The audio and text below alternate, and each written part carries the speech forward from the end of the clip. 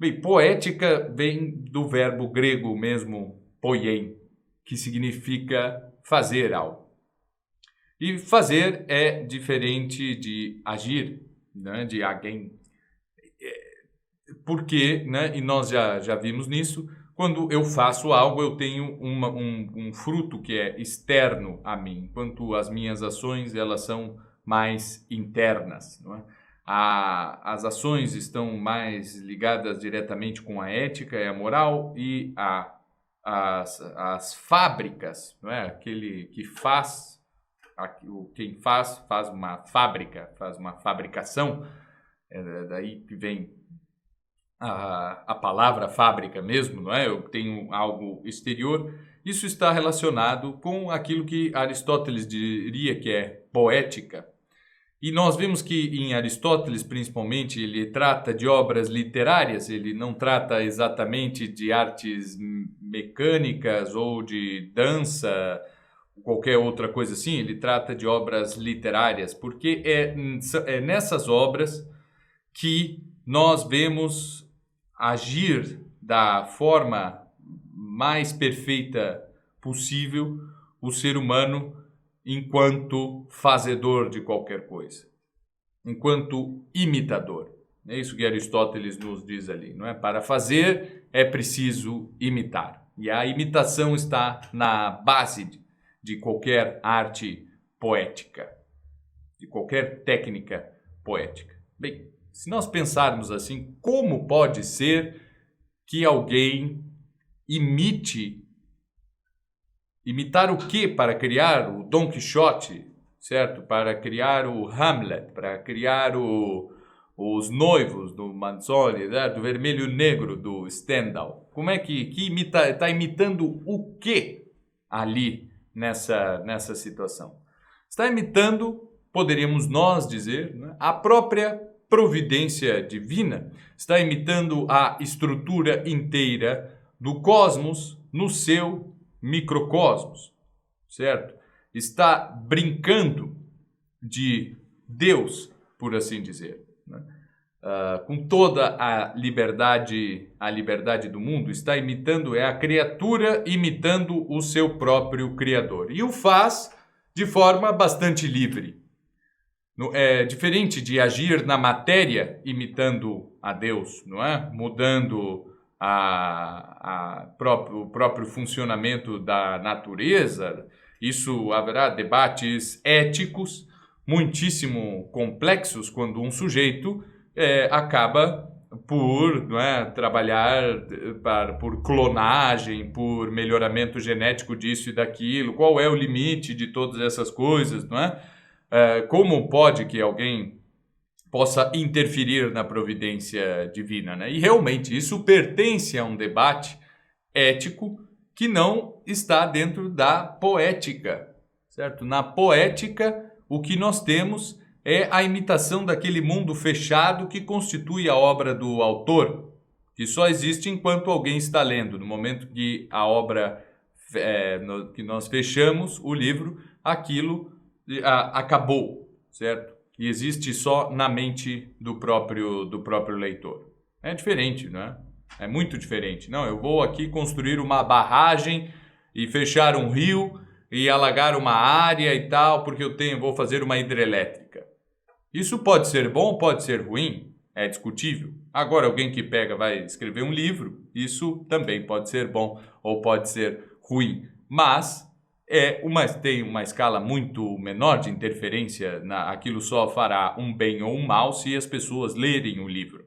No momento que o sujeito está escrevendo, aquilo em si não é nem bom nem mal, não é? Pelo menos para o sujeito pode ser que seja bom, pode ser que seja mal. Agora, o efeito é somente com a leitura daquilo. Imitação. A gente imita a natureza. Na própria natureza já existem barragens. E nós vamos lá e fazemos uma barragem artificial, com arte, certo? Na própria natureza já existe história, já existe narrativa. As coisas já acontecem de uma forma. Quer as pessoas queiram, quer não, todo mundo tem uma história, todos os povos têm uma história, todas as famílias, todos os grupos sociais, tudo tem uma história, tem uma narrativa. Há um momento em que a coisa começa e um momento onde a história termina. E há recortes dessas histórias. O que um autor faz é justamente inventar, certo? Inventar, ou poderíamos dizer, num termo mais retórico, encontrar essas narrativas. Nós não precisamos, quando diz encontrar, é mais ou menos o que a gente fala como quando nós dizemos descobrir, né? A etimologia mesmo da palavra descobrir, né? Uma coisa está coberta e nós vamos lá e a descobrimos. E aí nós né? O Pedro Álvares Cabral, ele descobriu o Brasil como se ele estivesse coberto, ninguém sabia o que havia ali, se é que havia alguma coisa, e o Pedro Álvares Cabral vai lá e tira a cobertura daquilo e mostra para os outros, né? O autor, ele também descobre algo que precisa ser dito, que ainda não foi dito de uma certa forma. E para isso, ele conta uma história. Ele conta a história para expressar aquilo que ele descobriu. Ele pode ter descoberto certa tendência psicológica humana, certa tendência social, certa tendência na relação de Deus do homem com Deus, na relação dos homens uns com os outros, e tudo isso será tema da própria poesia. Então, assim como existe narrativa na própria vida humana, porque existe história, certo? Os homens estão no tempo, e não só os homens, mas todas as criaturas da natureza estão no tempo, assim também o autor imita essa própria estrutura da realidade, escrevendo a sua própria obra, numa escala muito, muito menor, né? Então, o homem imita a natureza, sim, enquanto narrável. Nós podemos dizer ali que um pato põe um ovo e do ovo nasce um patinho. Isto é uma história, certo? Que acontece na natureza. O autor, ele pode falar de certo homem que nasceu do ovo, certo? Ele sabe que homens nascem, sabem que há animais que nascem de ovos, e ele mistura as duas coisas e faz uma história de um homem que nasceu de um ovo. O que ele imitou? Imitou a própria natureza das coisas, mesclando umas coisas com a outra, tentando dar um significado simbólico com aquilo. O que poderia, né, agora que estamos aqui inventando essa história maluca do homem que nasceu do ovo, o que poderia isso simbolizar? Bom, justamente que um pato, ele, por ser nascido do ovo, ou como qualquer criatura que nasce do ovo, ele não precisa muito da ajuda dos seus pais, ele não tem uma dependência muito grande da ajuda dos pais, ele é criado solto, isso quer dizer que ele também não tem tradição, costumes, histórias passadas, ligações com os antepassados e nada disso, certo? E aí nós podemos, para simbolizar essa personalidade, certo? Personalidade de personagem, nós usamos esse fato de um homem que nasce de um ovo, para dizer que ele é um bicho solto. Isso aí está num símbolo. Agora, uma coisa é eu escrever, ele era um bicho solto. Também já é uma figura de linguagem, certo? Porque nós sabemos o que é um bicho solto e nós sabemos o que é um homem. Quando nós dizemos que um homem é um bicho solto, isso é uma figura de linguagem.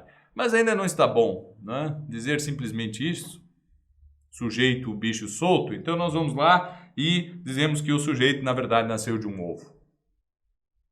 Certo? Nós dizemos que o sujeito foi criado por animais, nós dizemos que o sujeito só encontrou-se com outro homem depois de uma certa idade ou qualquer coisa assim, por isso ele era violento e todas essas coisas, né?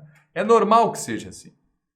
É normal que as histórias sejam assim, não é? A metáfora aí é extremamente necessária, porque nós não conhecemos, talvez, ninguém que tenha sido um bicho solto realmente, certo? Que tenha sido alguém largado, e nós não conseguimos conhecer alguém que seja o próprio arquétipo da pessoa que nasceu, cresceu sozinha, feito um bicho solto. Só a nossa imaginação é capaz de nos levar a isso, né? Nós pensar como seria se alguém houvesse nascido sozinho, de um ovo, e tivesse que se desenvolver sozinho, não é? Não teve o contato com a sua mãe nem ao menos quando não foi nem gestado, não é? Nós temos a capacidade de imaginar como isso seria, quais seriam as consequências de uma vida vivida assim, não é? Então, toda a literatura, no fundo, é isso. É uma imitação da natureza. Nós pegamos elementos da natureza, mesclamos uns com os outros e somos capazes de imaginar quais seriam as consequências de alguém ter vivido certas vicissitudes ali, que lhe foram apresentadas, que lhe foram impostas.